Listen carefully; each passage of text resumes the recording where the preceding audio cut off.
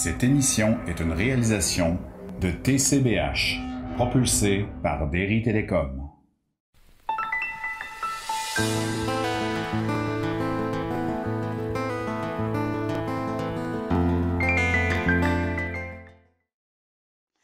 Bonjour et bienvenue d'être à cet entretien une fois de plus. Merci pour votre courage, parce que ce n'est pas si facile que ça à comprendre. Mais nous étions à parler de ce thème « Va vers toi ». Et je vais tout simplement poursuivre où nous étions rendus. Nous parlions de que Dieu, faisons une aide. Dieu va donner une aide à Adam pour arriver à ce nom, cette vocation divine de l'homme, la vocation divine qui est de devenir un en Dieu. Donc, il dit, faisons une aide pour l'homme, dit Dieu. Mais qu'est-ce que c'est cette aide, cet autre côté de lui? Ça va être de ce dont on parle depuis le début, cette isha intérieure, c'est-à-dire ce féminin de l'aide, qui l'aidera à voir et à reconnaître le chemin de son Dieu. C'est-à-dire de cet autre côté, ce féminin, qui est à l'homme ce que l'homme est à Dieu, son épouse. Et l'homme n'est épousé de Dieu que dans la mesure où lui-même épouse son isha, son féminin de l'aide. Épouse, ça veut dire tout simplement entrer à l'intérieur de soi et comprendre et agir et aller vers la lumière. C'est ça que ça veut dire. L'homme, lui, qui ne veut pas comprendre ça et qui se laisse manger par l'extérieur, par le Satan diabolique, n'abandonne pas il l'abandonne, c'est-à-dire justement son féminin de l'aide, dans les mains du faux époux. Alors, à ce moment-là, c'est comme s'il rompait l'alliance avec Dieu. Loin de vivre une libération, il pense de vivre une libération, au contraire, il s'asservit de plus en plus.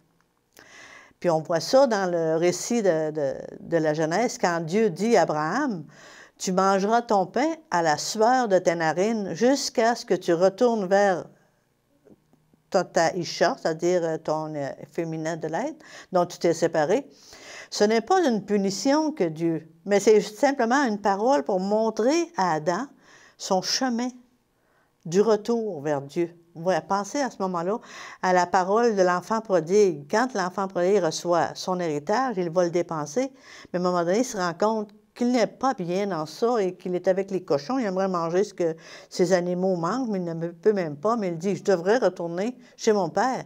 Mais mon père ne voudrait peut-être pas me recevoir. Mais alors, je serai son serviteur et ce sera déjà beaucoup. Et quand il arrive avec son père ne le punit pas autrement. Il est tellement content, il le reçoit, il fait mettre des habits neufs, des sandales. Il est tellement heureux de le recevoir. C'est un petit peu ça, le retour vers Dieu, la parole de l'enfant prodigue. Parce que l'Ancien Testament et le Nouveau, constamment, il y a une redondance constante. Vous allez voir, quand je vais prendre résonance biblique ou les guérisons du Christ, que le Christ se fait, vous allez voir les redondances constantes. Alors, c'est le chemin de la libération possible en un retournement radical vers son Créateur aimant. Le Seigneur et l'homme sont comme enracinés l'un dans l'autre. C'est merveilleux. Quel merveilleux mystère d'amour. Ici, la bénédiction, les mondes angéliques. Sans la bénédiction divine, l'homme ne peut s'accomplir. Lorsque Dieu crée l'Adam, mâle et femelle, il les bénit et leur dit « Croissez, multipliez, remplissez la terre et conquérez-la. » Genèse 1, verset 28. Cette terre dont il est question ici, ce n'est pas la terre extérieure, là. C'est la terre intérieure. Sans la bénédiction, qui est toute première, l'Adam et son féminin intérieur ne pourraient pas croire dans leur verticalisation. Ils ne pourraient pas construire leur unité, d'abord à un premier niveau, puis à un niveau plus élevé, dans une sorte de multiplication du 1 qui se rapprochera du 1 ultime. Lorsque toute terre intérieure sera conquise, car il ne s'agit en ces termes ni de multiplication d'ordre animal, ni de la conquête des terres extérieures, alors ils pourront se réaliser. Cette conquête de l'au-dedans, nous l'avons vu, est un fer divino-humain. J'en ai parlé tout à l'heure. Elle s'initie dans le désir que l'homme a de son Dieu et qui conditionne l'intervention divine.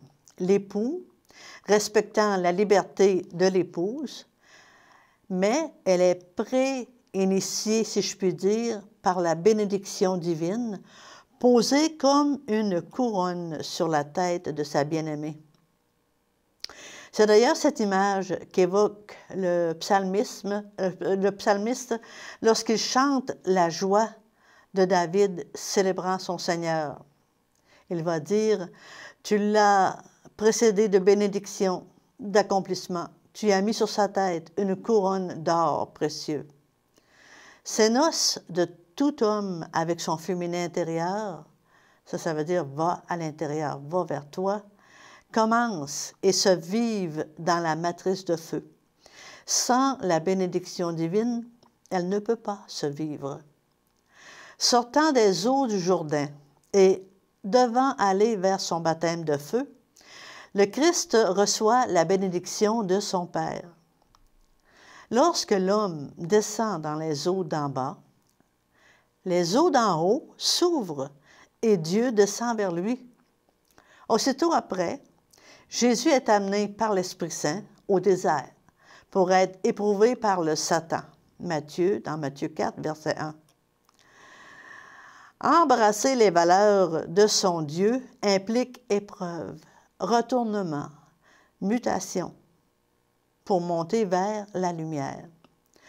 Jésus au désert, béni de son Père, est capable de renvoyer le rusé Satan et tout son cortège de séduction, dont nous verrons qu'il reflète le fruit de l'arbre de la connaissance, mais en fait ne l'est pas, ce n'est qu'une illusion. Le Satan, c'est un faiseur d'illusions. Il est dans l'illusion, puis il est dans le faire semblant. Alors, dès que Jésus fut vainqueur de toutes ces tentations présentées par le Satan, on aurait dit qu'une porte de bronze, pour ainsi dire, s'ouvre et les anges viennent à lui et le servent, afin de l'aider à accomplir le grand œuvre de sa matrice de feu. Ce baptême de feu se joue pendant la vie du Christ, dite publique, durant laquelle se présentent tous les démons qui peuplent la terre intérieure et la terre extérieure. Et sous le masque des maladies et souffrances qui mordent si cruellement l'humanité.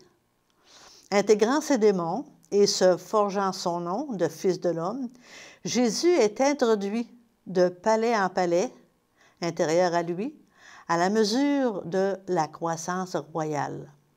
La montée des palais, rappelant la montée de l'échelle de Jacob, des échelons que vous avez vus dans l'échelle de Jacob, et aussi de la présence des anges. Les anges viennent assister le Christ au désert, mais partout, les anges sont là, toujours, soutenant l'homme dans sa démarche nuptiale. Avant d'accéder au dernier palais, ce dernier palais est symbolisé par le Christ ici, dans le Verbe, la langue. Jésus reçoit une nouvelle bénédiction, une nouvelle force, je pourrais dire. Au Golgotha, en effet, il devra descendre dans les plus profonds des enfers de l'humanité. Tous les êtres qui sont venus avant, le Christ devra aller les chercher, parce que c'est toute l'humanité qui devra être sauvée. Donc, il descend au plus profond des enfers de l'humanité. Et là, aussi, il va devoir se mesurer au Satan lui-même. Ce sera un terrifiant face-à-face qu'il devra vivre seul. Il va tellement être seul, dénué de toute aide perceptible, qu'il va dire « Mon Dieu, pourquoi m'as-tu abandonné? » Apparemment abandonné du Père.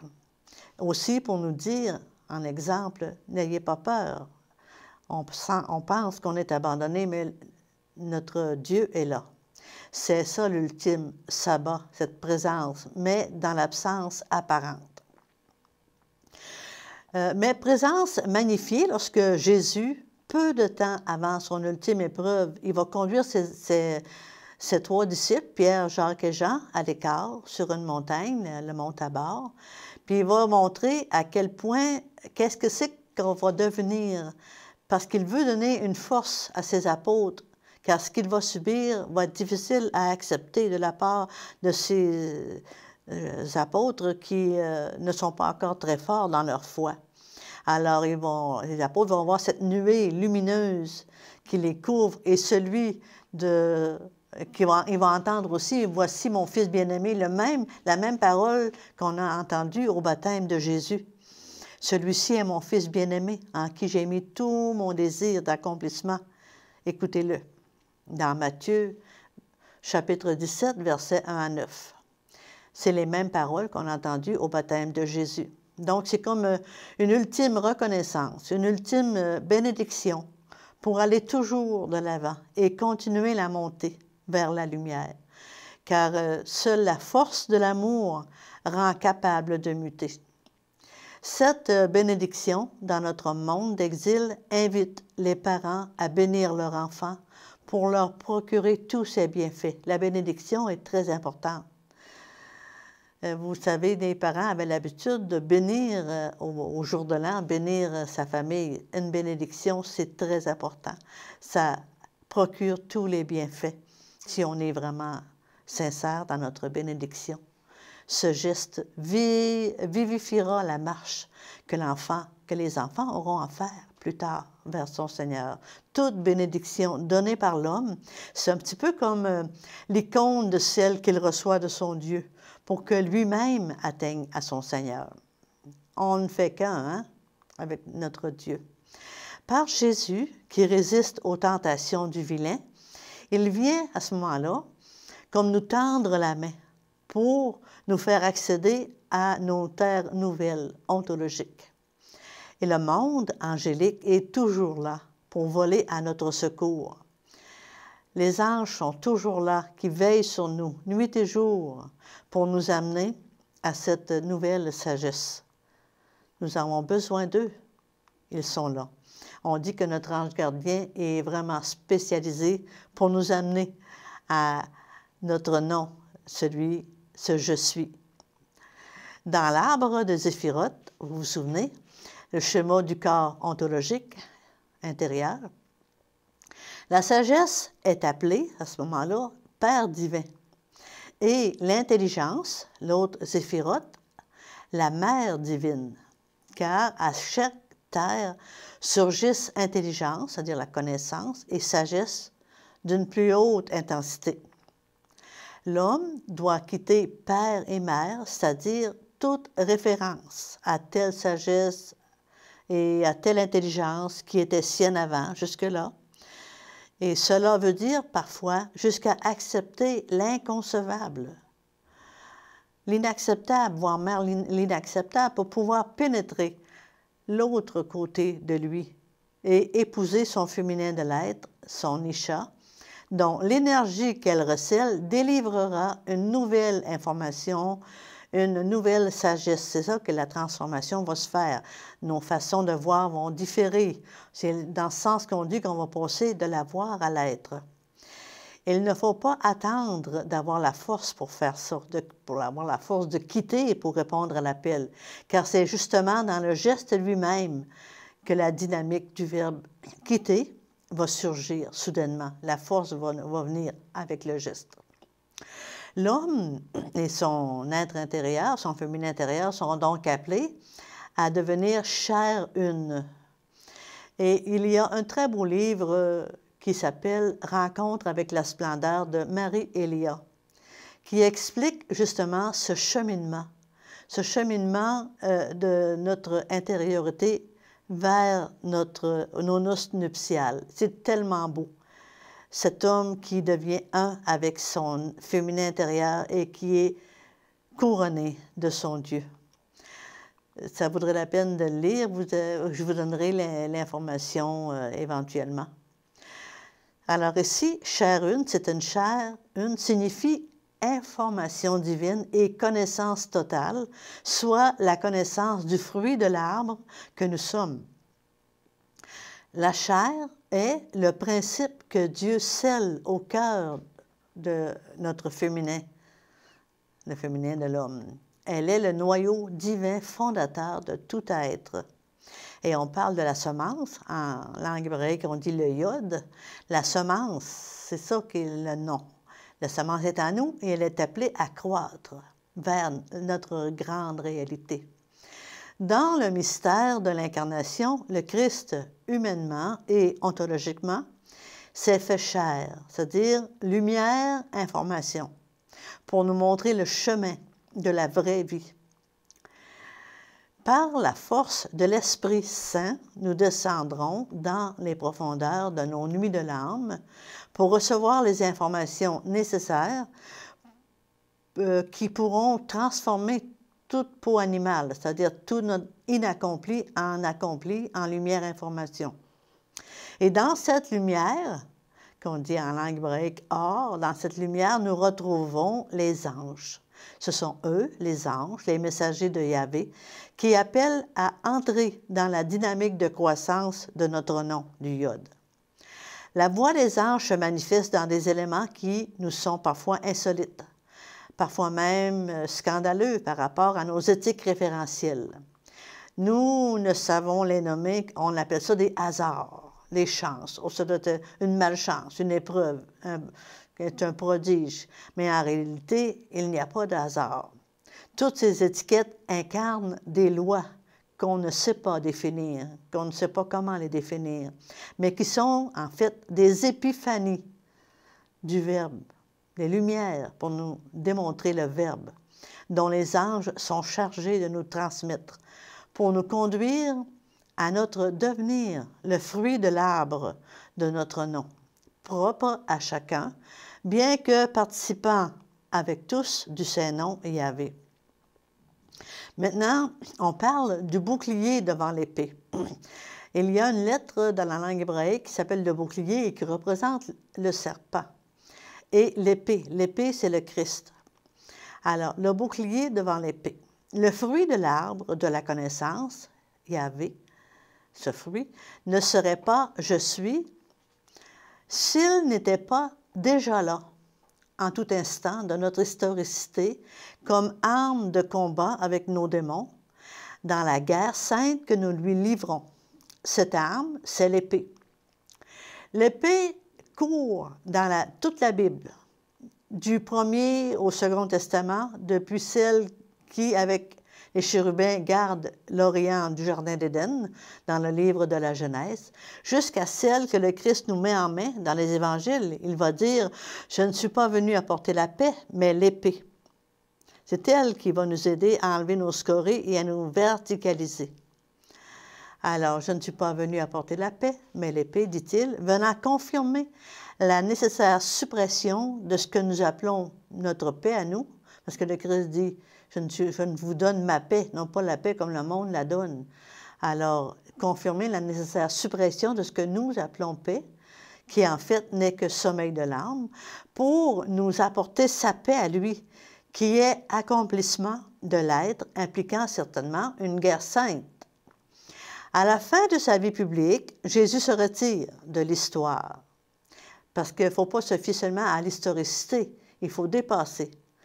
Donc, le Christ se retire de l'histoire pour laisser l'Esprit Saint nous conduire tous à lui, dans l'intériorité de notre être. Le Christ nous dit, « L'Esprit Saint viendra. Je m'en vais, mais l'Esprit Saint viendra et vous fera comprendre tout ce que je vous ai dit. » Sa présence physique extérieure sera transmutée en une présence vivante à l'intérieur de chacun de nous. C'est ça l'Esprit Saint qui est à l'intérieur de nous, qui circule même dans notre sang.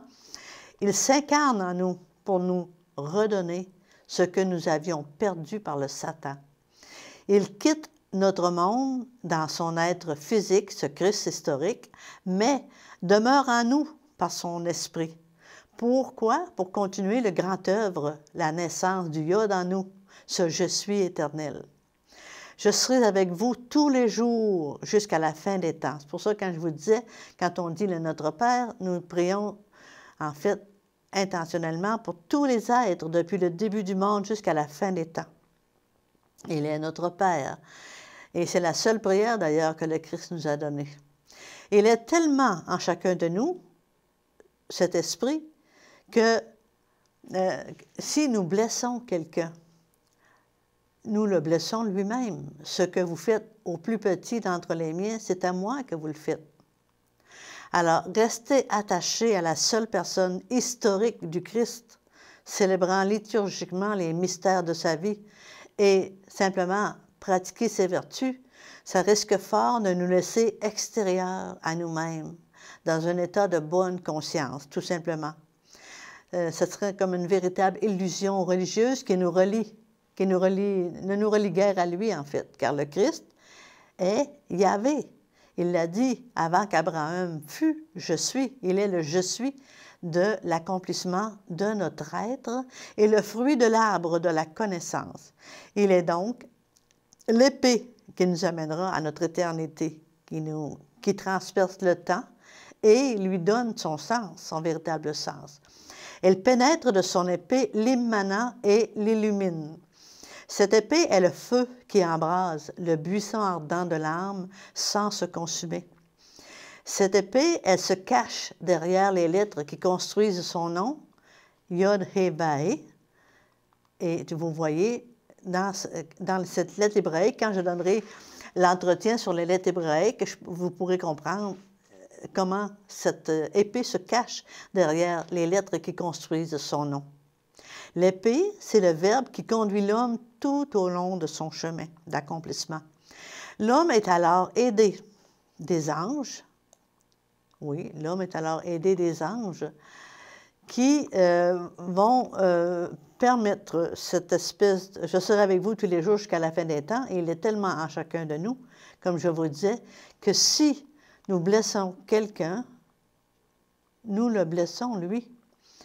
Il est le fruit de l'arbre de la connaissance. L'épée est le verbe qui conduit l'homme tout au long de son chemin. L'homme est aidé des anges qui le protègent d'elle, le vérifiant par rapport à elle et le préparent à le devenir. Ne peut se présenter à la porte du jardin d'Éden que celui qui, mourant après avoir muté et sortant de la matrice de feu et allant vers la matrice du crâne, peut dire avec le Christ, tout est accompli.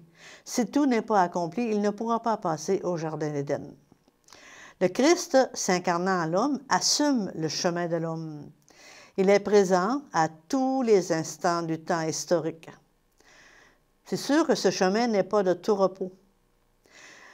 Si le Satan, l'adversaire, est là, dans son rôle ontologique et nécessaire, je dis bien ontologique, il ne faut pas se laisser tromper par lui. Il nous a à l'œil. Il est dénoncé par la Torah comme celui qui se couche à la porte de l'homme pour lui faire manquer la cible, car tel est le sens du nom que l'on lui donne dans le hata, en hébreu, le péché, qui le rend diabolique. Donc, l'épée est le nom, le saint nom, et le bouclier, c'est le Satan. Rapport étroit entre l'épée et le bouclier. Le serpent, c'est le tentateur de la Genèse, qui ne peut être que le hata, est bien celui que je tente de démasquer par l'image du bouclier.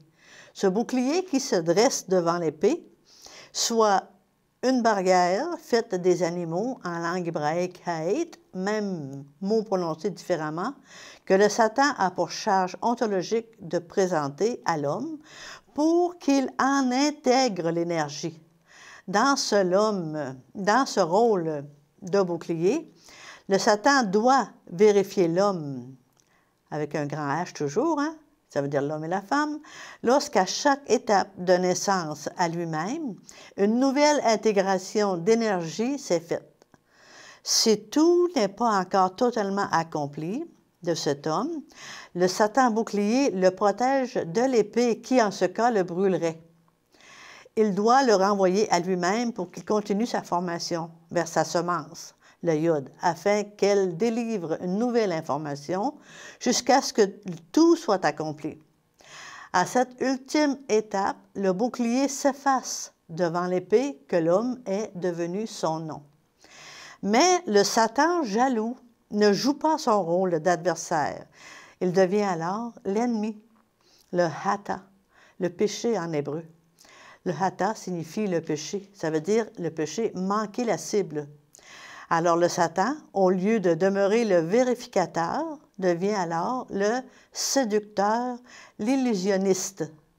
Il se prend, pour le Seigneur lui-même, le fruit de l'arbre de la connaissance et qui se donne à consommer immédiatement, sans aucune mutation.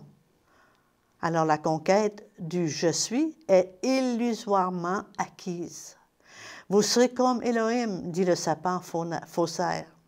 Comme Elohim, dont le nombre est le 666, le nombre fait en ce cas d'un 6 répétitif, c'est-à-dire qui patine ou qui dérape dans la situation d'exil et ne peut plus se verticaliser. Tandis que dans l'Apocalypse, on parle aussi d'un 666. Ici, à ce moment-là, c'est présenté différemment.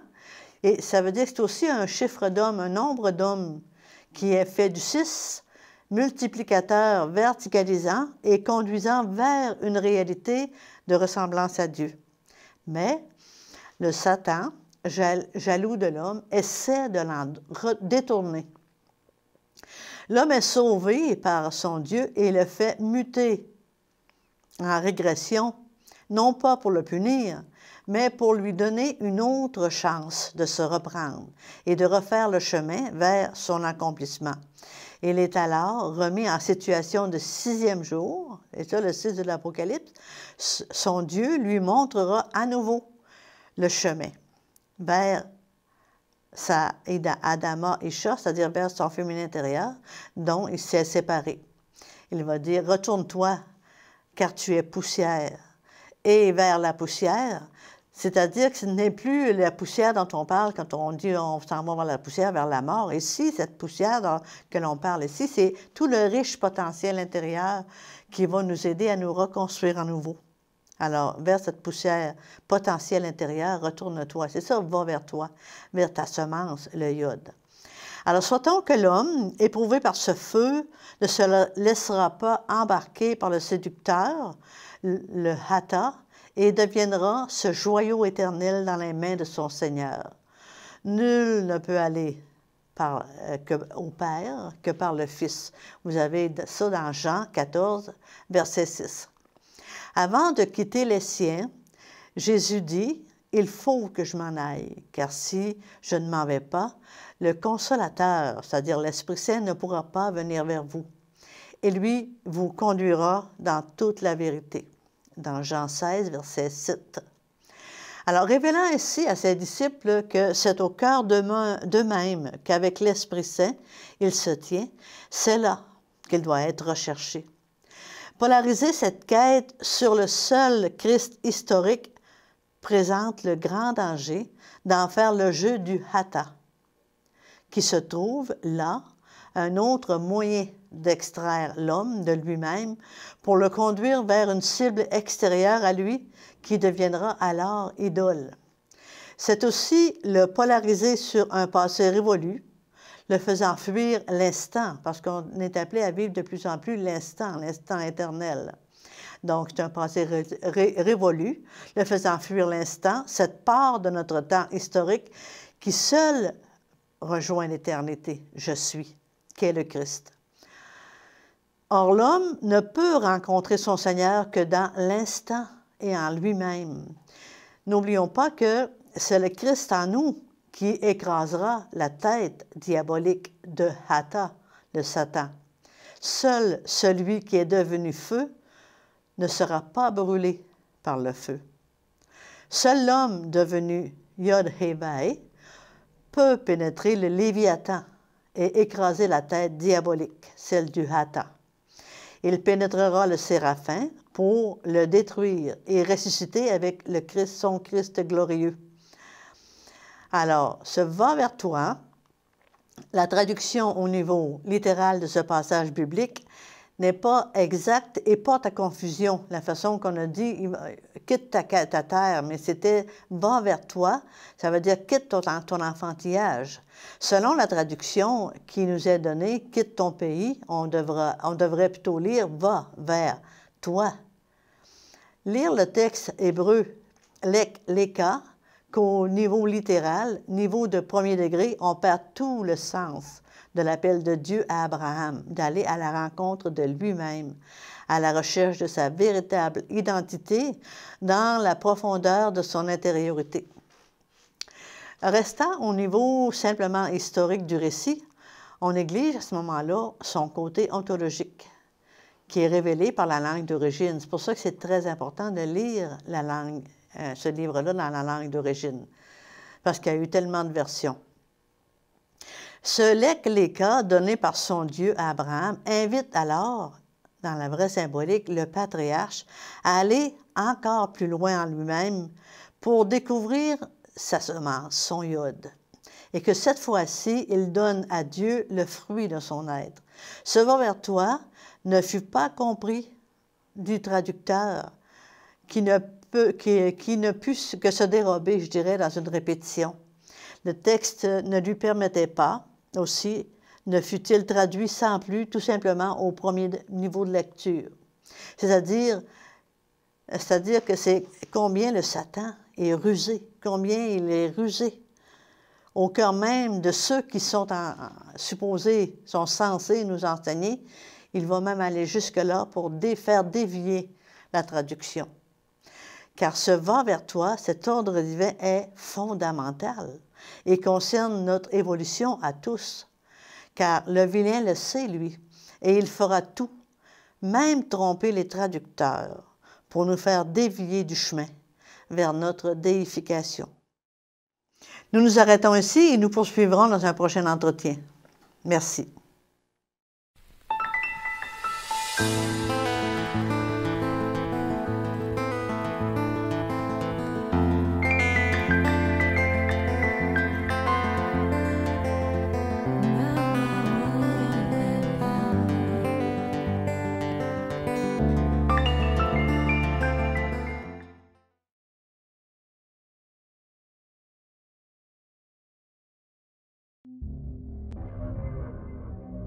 Cette émission est une réalisation de TCBH, propulsée par Derry Télécom.